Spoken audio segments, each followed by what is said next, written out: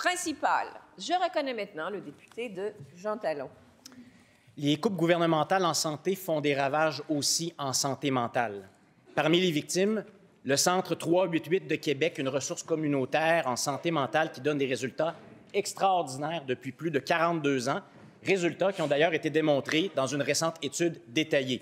Traitement efficace des personnes souffrant de schizophrénie et autres psychoses que le système n'arrive pas à traiter lui-même, réduction remarquable des hospitalisations et donc désengorgement du système, taux élevé de réinsertion sociale.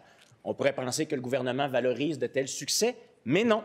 À la suite d'une décision bureaucratique, le gouvernement de la CAQ a décidé le 9 janvier de mettre brutalement la hache dans cette initiative locale qui fonctionne. Près de 4 000 personnes ont déjà signé la pétition que nous avons lancée la semaine dernière. Les usagers demandent que ça reste ouvert. Les experts de partout dans le monde signent des lettres pour que ça reste ouvert. Est-ce que le ministre a lu cette lettre et est-ce qu'il va répondre à l'appel de ne pas faire cette coupure? La réponse du ministre responsable des services sociaux. Oui, merci, Madame la Présidente. Je remercie le député Jean Talon qui, je sais, apprécie beaucoup le travail de cet organisme dans la région de Québec. Je pense que quand on m'a averti de la situation en septembre dernier, il y avait évidemment un processus de fermeture et de récupération des dossiers qui était tout à fait inapproprié. Puis ça, j'ai demandé au CIUS, et c'est la décision du CIUS, là, je tiens à le préciser, de mettre la décision sur pause, qu'on fasse les vérifications et qu'on s'assure, Madame la Présidente, que les patients vont être bien pris en charge. J'ai fait des multiples vérifications auprès de l'établissement. Je suis allé visiter le 388. Je suis allé rencontrer des patients au niveau du 388. Et le CIUS m'a assuré que les patients vont être suivis par le même psychiatre, qui va avoir un intervenant pivot qui va continuer à les suivre et qui vont bénéficier de tous les programmes de santé mentale communautaire que le CIUS a mis sur place, que ce soit l'accompagnement bref en communauté, le suivi intensif ou le suivi d'intensité variable dans le milieu, également que l'hospitalisation à domicile. Donc, je pense que la décision du CIUS était réfléchie et je n'ai pas de raison d'intervenir pour le moment. Merci, Madame la Présidente. Première complémentaire. Bon, le ministre évoque des discussions qu'on a eues, il évoque aussi les résultats, et justement, j'aimerais qu'on en parle.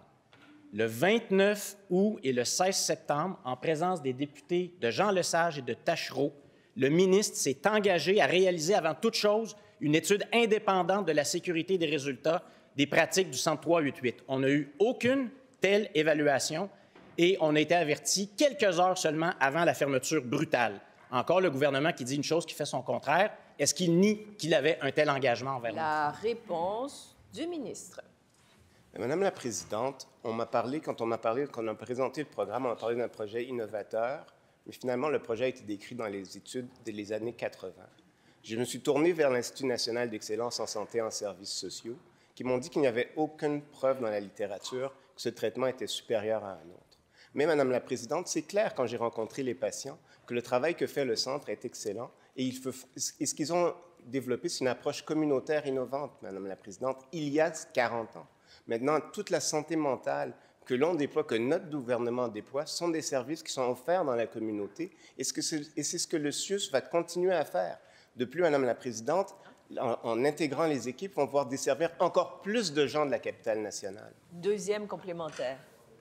Le CIUS n'a pas la capacité de donner le même traitement qu'au Centre 388. Mais je reviens encore une fois, un autre engagement du ministre, c'était qu'on prenne soin des usagers. Or, on les a appelés, le CIUS les a appelés sans coordination avec leurs médecins traitants, sans coordination avec les intervenants, de manière brutale. Qu'est-ce que le ministre a à dire à ces usagers à qui on a causé une grande détresse, à qui on a causé un choc? Pourquoi aussi peu d'égards pour les usagers et leurs besoins? Est-ce que c'est ça la méthode, couper de manière à bulldozer? La réponse du ministre. Je suis vraiment en désaccord avec ce que le député vient de dire, Madame la Présidente. Premièrement, quand les coupures étaient trop rapides, je suis intervenu et, encore une fois, tous les patients vont être suivis par leur psychiatre, par le psychiatre qui les suit, et ils vont avoir un intervenant pivot. Maintenant, Madame la Présidente, le modèle de soins, je me suis informé auprès de plusieurs intervenants et à l'Association des médecins psychiatres, ce qu'on m'a dit, c'est que le modèle de la clinique 388 ne s'appuie pas sur les données les plus récentes, Madame la Présidente. On a des programmes de santé communautaire, santé mentale communautaire qui sont très efficaces premier épisode psychotique, hospitalisation à domicile, suivi intensif dans le milieu, les gens vont pouvoir bénéficier de ces services sans avoir à aller à l'hôpital. Merci, Madame la Présidente.